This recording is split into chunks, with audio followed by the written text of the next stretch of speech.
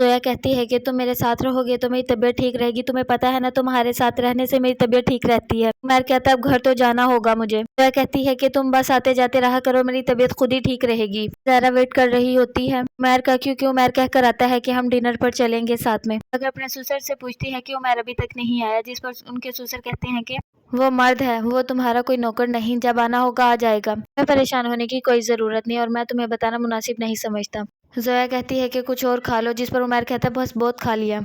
फिर भी जोया और उसकी माँ उसे इतना खिला देते हैं और कहते हैं कि बस तुम आते जाते रहा करो। जानबूझकर उमर को लेट कर रहे होते हैं ताकि दोनों मियाँ बीवी में आपस में लड़ाई हो। उमर की फूफो कहती है कि अभी बेटा तुमने खाया ही क्या है, थोड़ा और खा लो। उमर कहता है नहीं फूफो, इतना तो मैं खाता नहीं जितना आज मैंने खा लिया है पेट भर कर। फिर भी जबरदस्ती उमर के मुंह में कुछ खाने को डाल देती है और कहती है इसका टेस्ट चेक करो कितना मजे का है। उमर बस देखते ही रह जाता है जोया की तरफ कि ये क्या कर रही है। जोया कहती है बस अब तुम आते जाते रहना। उमर कहता है चले ठीक है पुप्पो, अब मुझे इजाजत दें। ज़ारा अपनी सास से कहती है कि अभी तक नहीं आया उमर, बहुत लेट हो गया, कॉल कर रही हूँ कॉल भी अटेंड नहीं कर रहा, समझ नहीं आ रही वो कहाँ गए हैं इतनी रात को। कहकर गए थे डिनर का लेकिन आए नहीं, एक कॉल भी अटेंड नहीं की, ना ही ये बताया कि कहाँ बिजी हैं। और मुझे लगता है अंकल को सब पता है, वो जानबूझकर नहीं बता रहे।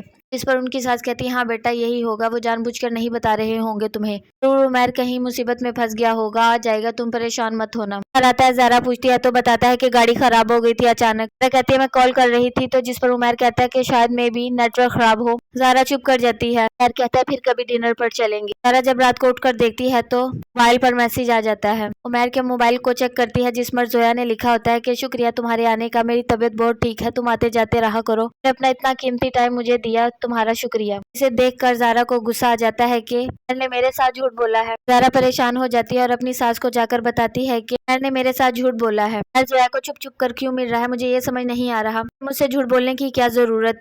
तभी उमर आ जाता है और कहता है ये मेरा पर्सनल मोबाइल है, इसे छेड़ने की कोई जरूरत नहीं, ना ही चेक करने की, तुम्हें कोई मैनर है या नहीं। गुस्से में ये कहकर चला जाता है। ज़ारा कहती है कि मैं भी इजाजत नहीं देती हमारी लाइफ में कोई इंटरफेयर करे तीसरा। तो जोया क्यों कर रही है।